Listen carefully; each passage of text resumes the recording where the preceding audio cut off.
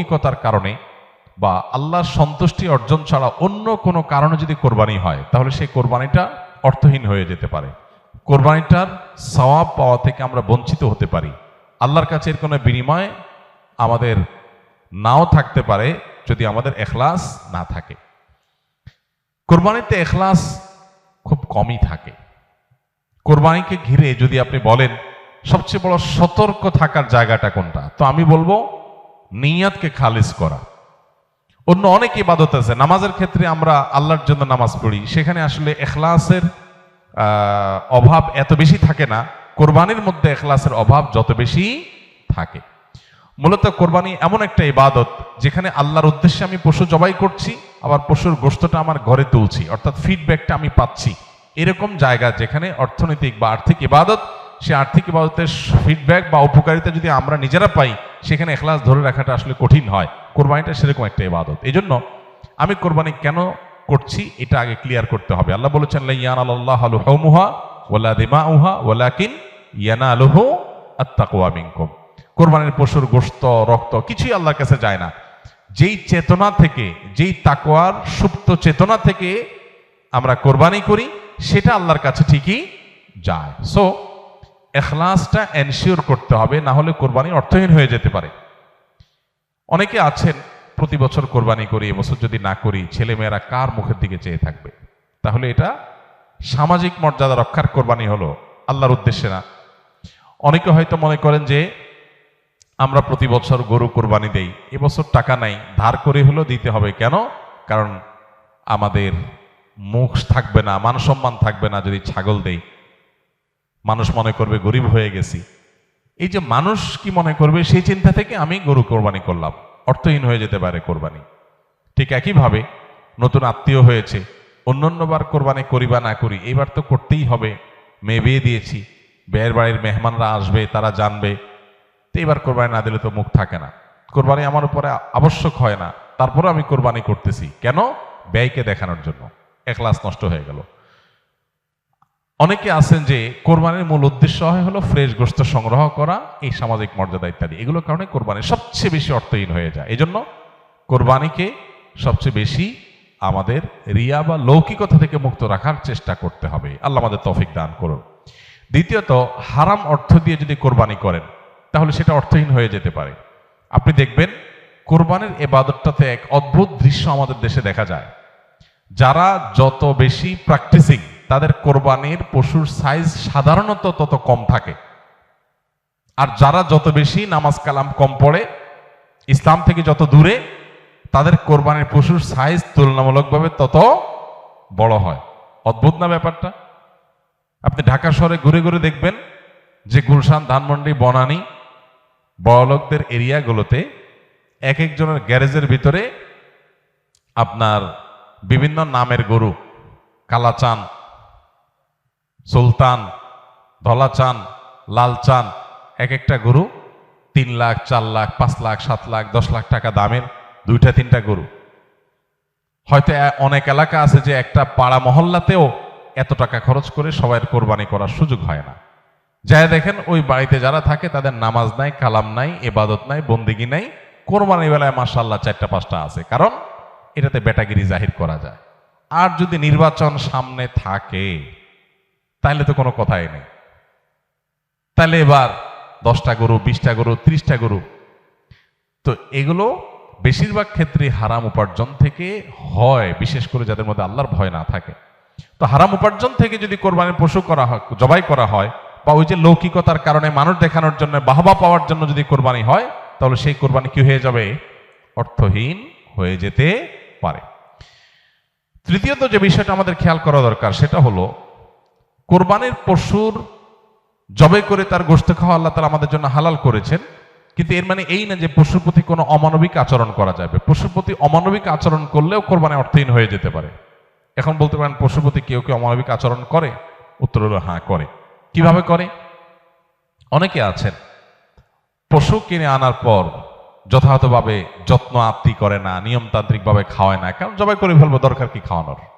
আপনি 1 সপ্তাহ আগে, 5 দিন আগে বাজার থেকে পশু কিনে আনছেন, এটা ঠিক মতো খাওয়াইলেন না, যেখানে তার কষ্ট হয়, মশা টশা আছে যেখানে সেখানে তারে বেঁধে রাখলেন, মিনিমাম যত্ন আত্মি যতটুকু দরকার, পশু হলেও তার ভিতরে প্রাণ আছে, সে প্রাণী, সো প্রাণী হিসাবে তাকে যতটুকু যত্ন করা দরকার সেটা না করে জবাই তো করে ফেলবো, দরকার কি আর কেয়ার করা, তাকে আপনি অহেতুক কষ্ট দিলেন, তাহলে এটা আপনার কোরবানিকে অর্থহীন করতে পারে। নবী সাল্লাল্লাহু আলাইহি ওয়াসাল্লাম বলেছেন, ইন্নাল্লাহা কাতাবাল ইহসানা আলা কুল্লি শাই, আল্লাহ প্রত্যেকটা বস্তুর প্রতি ইহসান করা, অনুগ্রহ করাকে আবশ্যক করে দিয়েছেন, ফরজ করে দিয়েছেন।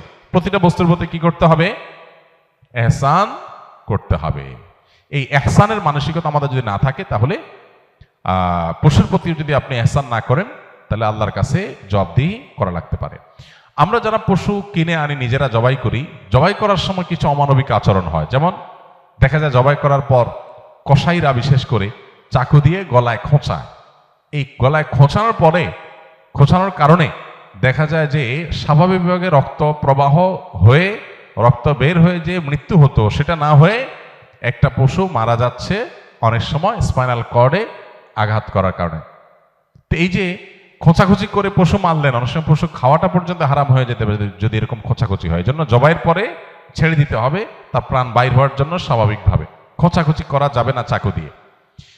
অনেক সময় দেখা যায় কসাইরা পশুর এখনো পুরো প্রাণ বের হয় নাই, এখনো মারা যায় নাই, রগ কাটা শুরু করেছে, চামড়া ছেলা শুরু করে দিয়েছে, নাড়াচাড়া এখনো করছে, এটা অমানবিক। তার প্রাণটা বের হওয়ার জন্য অপেক্ষা করতে হবে। নবী সাল্লাল্লাহু আলাইহি ওয়াসাল্লাম পরিষ্কারভাবে বলেছেন, তোমরা চাকু ভালো করে ধার দিবে। কেন? কারণ ধার দিলে পশু তাড়াতাড়ি জবাই হয়ে যাবে, অহেতুক তাকে খোঁচাখুচি করে কষ্ট দেওয়া লাগবে না। আমরা দেখা যায় নিজেরা হয়তো পশুর প্রতি অনেকে যত্ন করি, মায়া করি, কিন্তু পশুটা যে আপনার বিক্রেতার কাছ থেকে আপনি কিনে এনেছেন, এই পশু প্রতি সে হয়তো কোনো অমানবিক কাজ করেছে, যদিও তার দায়টা আপনার উপর আসবে না, কিন্তু সামাজিকভাবে আমাদের সবার উপরে এই দায়টা চলে আসে। আমরা জানি পশু পরিবহন থেকে নিয়ে, পশু বাজারজাত করা থেকে নিয়ে জবে পর্যন্ত ধাপে ধাপে পশুর প্রতি চরম অমানবিক আচরণ এদেশে করা হয়। পরিবহনে হয়, আপনারা জানেন, একটা ট্রাকে ধরা যাক যে 15টা গরু উঠানো যাবে, সেখানে 20টা গরু উঠানো হলো, 5টা গরু বেশি উঠানো হলো, তাতে পড়তা বেশি হয়ে যায়, খরচ কম পড়ে, ব্যবসাটা একটু বেশি হয়ে যায়। কিন্তু 5টা গরু বেশি উঠানোর কারণে কি হয়? ওই পশু যেগুলোকে উঠানো হয়েছে সেগুলোকে এমন গাদাগাদি করে দাঁড় করানো হয় যে তাদের গায়ে, শরীরে রীতিমতো ঘা হয়ে যায়, এবং মাঝখান দিয়ে এমন ভাবে বাঁশ বেঁধে দেওয়া হয় যাতে কোনোভাবে বসতে না পারে। 10 ঘন্টা, 15 ঘন্টা, 20 ঘন্টা পর্যন্ত অনেক সময় সিরিয়ালে জ্যামে ট্রাকগুলো, পিকআপগুলো আটকা পড়ে থাকে, এবং 20 ঘন্টা ধরে তাদেরকে এভাবে এমনভাবে বাঁশ বেঁধে দেওয়া হয় যাতে করে কোনোভাবে বসতে না পারে। ছাগল দোকানে আপনারা দেখবেন, ঢাকায় যে সমস্ত আপনার ছোট ছোট ছাগল বিক্রির জায়গাগুলো আছে, দোকানগুলো আছে, সেগুলোতে দেখবেন গলায় রশি বেঁধে এমনভাবে ঝুলায় রাখা হয় যে হয়তো 1-1.5 ফিট বা আরো কম রশি রাখা হয়, এবং যাতে কোনোভাবে ছাগল বসতে না পারে, কারণ বসলে তো ক্রেতা দেখতে পাবে না। ক্রেতা যাতে সাইজ দেখতে পারে সেজন্য তাকে দাঁড় করিয়ে রাখা হয়। সে দাঁড় করানোটা কখন থেকে নিয়ে, ওই যে সকাল 7টা বা 6টা ফজরের পর পর পশুর দোকান খোলে তখন থেকে নিয়ে একদম রাত 8টা-9টা পর্যন্ত, এই পুরো সময় 12 ঘন্টা, 14 ঘন্টা, 16 ঘন্টা আপনি এইভাবে ঝুলায় রাখতেছেন একটা জীবন্ত পশুকে। অমানবিক আচরণ। এরপরে বাজারজাতকরণের সময় আমরা জানি পেটের মধ্যে হাওয়া দিয়ে ফুলানো হয়, পানি অতিরিক্ত জোর করে জবরদস্তি পান করে তারপরে ফুলানো হয়। এগুলো সব অমানবিক আচরণ। এগুলো আমাদের কোরবানির যে আসল রূহ এবং প্রাণ সেটাকে নষ্ট করতে পারে। এগুলোর দায় অবশ্য কোরবানিকারীর উপর আসবে না, কিন্তু কোরবানিকারীর দায়িত্ব আছে এইগুলোর ব্যাপারে সামাজিক সচেতনতায় সামিল হওয়া। সর্বশেষ যে পয়েন্টটা বলবো সেটা হলো, আমাদের কোরবানির পশুর যে বর্জ্য ময়লা আছে, এগুলো যদি পরিষ্কার করার দায়িত্ব কোরবানি কারক হিসাবে আমরা নিজের কাঁধে না নেই, আমাদের কোরবানিটা অর্থহীন হয়ে যেতে পারে। আমি কোরবানি করছি সওয়াবের জন্য, কিন্তু আমার কোরবানির কারণে যদি মানুষের কষ্ট হয়, সমাজের মানুষ বিপদে পড়ে, মানুষ অসুস্থ হয়, তাহলে সওয়াবের পরিবর্তে আমার কি হতে পারে? গুনাহ হতে পারে। আপনি কোরবানির পশু এনেছেন, এবার কোরবানির পশুর যে গোবর, তার পেশাব, বিষ্ঠা, এগুলো পুরো এলাকাকে ময়লা দিয়ে ভরে ফেলেছে, দুর্গন্ধে ছেয়ে গেছে। আপনি কোরবানিকারী, আপনার দায়িত্ব এগুলোকে পরিষ্কার করে যথাস্থানে ফেলে দেওয়া এবং মানুষের যেন কষ্ট না হয় সেদিকটা খেয়াল করা।